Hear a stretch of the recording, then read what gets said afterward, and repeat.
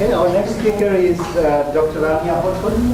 Dr. Hodhod's presentation will include her work involving computational intelligence, creative storytelling, and educational games. Thank you. So, hi everyone. The good news is I have lots of pictures for you today, no much text. And I'm going to start with kind of a geographic riddle. And I thought it might be useful if I give like short bio about myself, so you know how my research progressed along the years. So I was born in this country. It looks beautiful here. Wow. Okay. So. Oh wow! You ruined my riddle now. So okay. So yeah, it is surrounded by the Mediterranean Sea, Red Sea, and there's the Nile here. And my house actually somewhere here. Okay, so this is, what country is this? Egypt. Yes. So this is Alexandria, and this is the Library of Alexandria, and this is how it looks from inside. It's very beautiful. And this is Cairo. So I was actually born and raised in this diverse city, and I'm not sure if you heard about the revolution in 2011. So this is downtown where all people were there protesting and stuff. And this is the side of the pyramids which I think you have never seen. You always see what behind the pyramids here, which is the deserts, Sphinx and deserts. So on one side of the pyramids there is the desert with the Sphinx and everything, and this is the, like the other side of the pyramids. We have the Nile. So I thought it might be useful to share this. Okay, so I graduated from Ain Shams University in Cairo, Egypt. My major was in math and computer science. I got my master's from the same university, and I started my research on expert systems and online learning there. That was in 1998. And then I moved to England for my PhD. I started working on educational games and interactive narrative. This was like in 2006 actually, and I finished my PhD in 2010.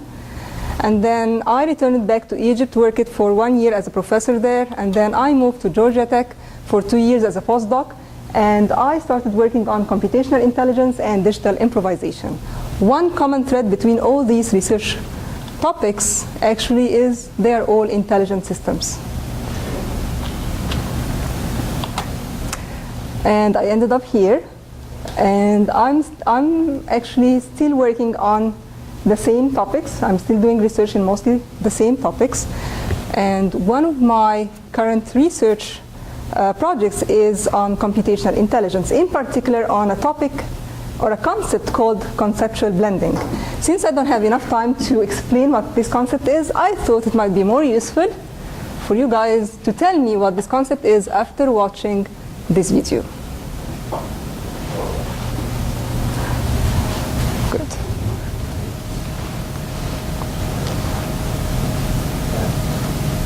Yes. Do we have sound here? Does no sound? I have my key here.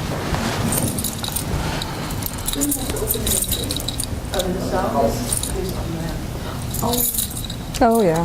Yeah, that was the old one. Yes, I got confused now. Yes. I think it's gonna work. Cat right here is my great grandfather. He's the first cat herder in our family. Herding cats. Don't let anybody tell you it's easy.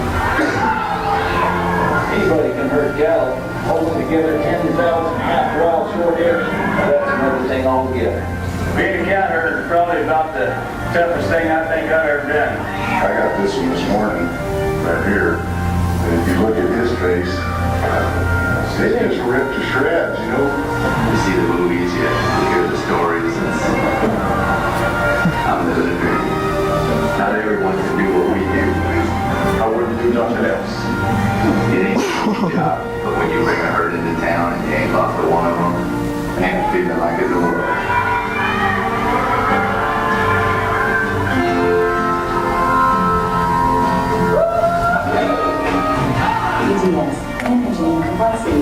digital content.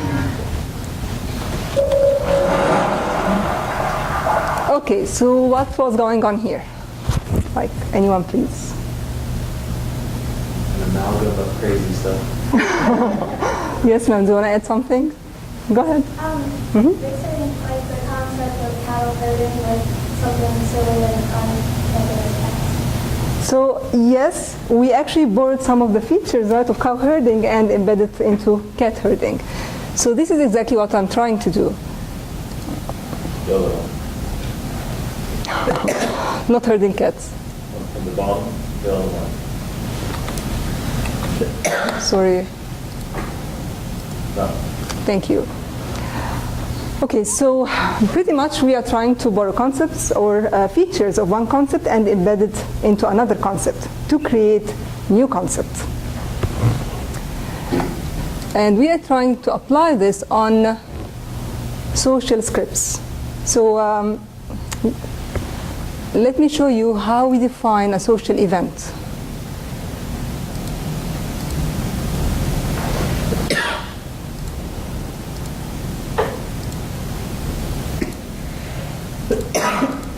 So this is a social event, right? We would like to go to a movie theater, for example. So this is like the sequence of events that should occur in order for someone to go and watch a movie. Okay? So we have audience pay for ticket, go to theater, get popcorn, sequence of steps, right? So what we're trying to do is to get our agent to learn from other scripts. For example, so this is the cinema script. Let's say classical one. So this is another script. So our agent should borrow some of the events from here and embed them into the other script somehow. So it's learning from one script, learning more events from one script and use it in the current script. So this is how we apply the conceptual blending concept. What I would like to do here, after creating a script, we would like to see the plausibility of that script, like if it is like feasible or not, if it is a valid script or not, does it ruin the sequence of steps here or not? So this is the part we want, or we would like to recruit someone to work on if they are interested. I'm not sure if I can have maybe another. So you can imagine this. Let's say we use the cinema script in order to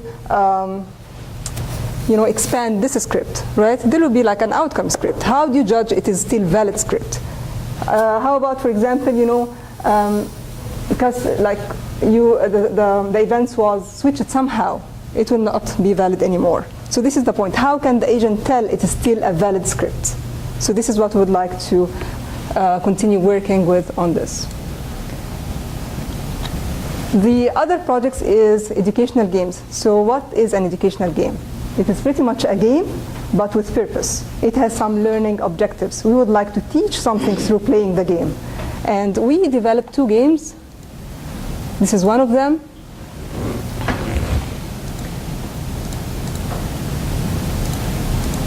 The purpose of this game is to teach.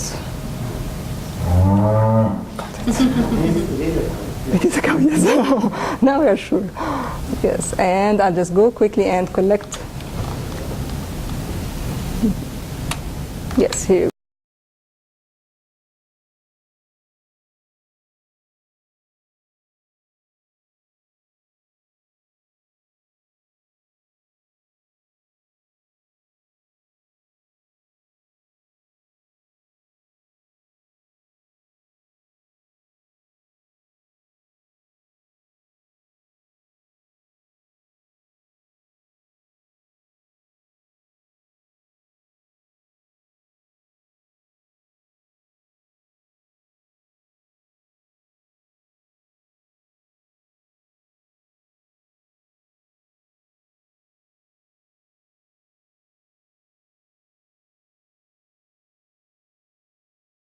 So I'll just go here, pick my axe, and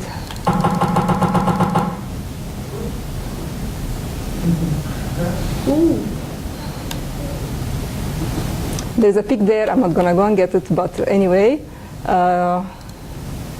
we have also a map here. The user. Come on. Okay, so now we have, so on this island we have different animals, each have certain dimensions. I have now, actually I collected 2 cows somehow. But anyway. Okay, time to build a farm. Yes. Yeah. Once you collect your animals and collect your logs, you need to start building a farm. So I have 2 cows here. I'll just show you quickly how this works. So the point is, when I submit this, All right. I can place the cow like this. Parts of the cow. So now the student can see if he submits his answer, for example, Your cows. they all have to be grouped together. So this is one kind of feedback. Right. And the point is, once we have the right answer, which will be actually 2 cows here, 3 by 2, it will be 6 by 4, right? It will be 6 by 2, sorry, 6 by 2 for the 2 cows. It can be 6 by 2 or 2 by 6, right? So we keep track on how the student perform in the game, and we provide him or her with feedback. And at the very end, the bottom line is we would like them to see that, you know, the total area of the parts is equal to the total area of the whole. So it's the area conservation concept. The other game, how many minutes I have? Dr. Khan, how many minutes? Okay. Did you make this game? Our undergraduate students, yes. And actually, the good news is we are going to test this game at Colloquium next semester. So we actually, they agreed that we'll take the game to their classes, and we are going to test it there next semester. So this is very cool. Which grade? 4th grade. Yeah, 4th grade. For this one, if it works, yeah, first of all, for the area conservation game, we are done with level 1, and we would like someone to take care of level 2. So we would like, you know, to like teach another math concept in level 2. So we need someone to work on level 2.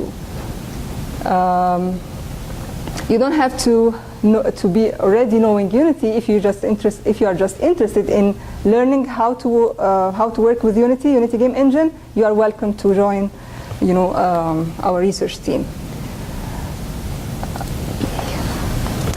This game is to develop the social skills of autistic young adults. So it's 2-level game.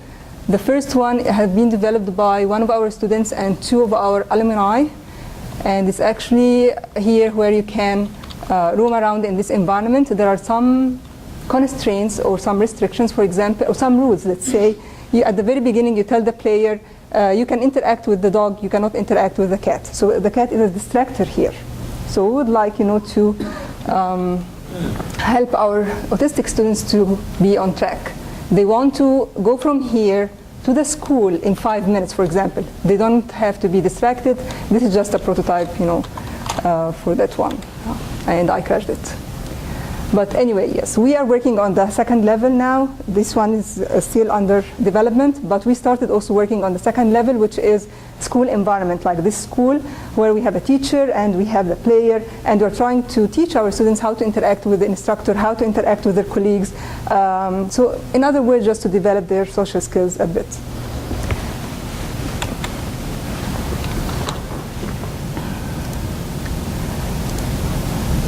So this is with educational games. We are working on 2 more games, but I know I don't have time to talk about them.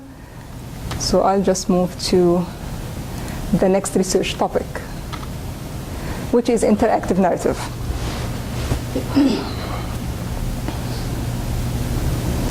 Interactive narrative is pretty much where the computer tells a story, but the user is also part of this story, where he decides via decision points which direction should the story take, okay, or how the story would unfold. For the purpose of our research project, current research project, we are using something called ConceptNet. ConceptNet is a semantic network, and this is a semantic network. This is what is called semantic network. It's just, you know, a bunch of nodes and edges. So you have the concepts as nodes, and these edges actually define the relationship between the concepts and each other. For example, you have cake has property sweet, and cake is a dessert. Okay, cook Oven is used for cook, etc. And it's a huge semantic network. We are trying to develop an agent who is able to create new stories itself based on a couple of existing stories. Maybe it has like a template or two, okay, and then he should work out a new story itself using ConceptNet. So we have this agent. I think Dominique, our undergraduate student, is working on this project, and the name of the project is Astro Story. And this is our agent. He's the storyteller, and the story starts with, this is a story about a boy who was called to save the world. And then the story unfolds. Once upon a time, a boy named Clive was eating a banana. And now the agent uses ConceptNet in order to change the story here.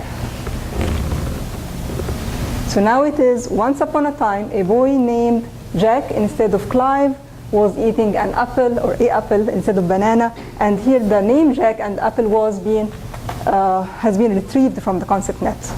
So we sent the concepts to ConceptNet, trying to figure out what would be other alternatives or synonyms, not synonyms, other concepts that are similar enough to the concepts we sent, and then we embed them into the story. Okay? What he's trying to do now is to create different genre of stories, like for example horror stories or fun stories or amusing ones. So we are trying to apply some filters while we are creating the new story. And this is pretty much what we're doing now. Thank you. Questions? Yes, sir. What's the difference between the ConceptNet to a decision tree? It's not a decision tree. It's just, it's just a net that defines the relationship between, yes, exactly, it's hyper network. It just defines the relation between the different networks. There is no yes, no decisions. Yeah, and there is no hierarchy. Yes. Even if there is a hierarchy. You have the lead nodes, and you have parents and child nodes. But the concept of like inheritance and stuff would still apply. Yes, because we have is a here, but it's not applied in the way we apply to our programming languages, for example. Ontology is also not going to be part of it. Any other questions? Thank you.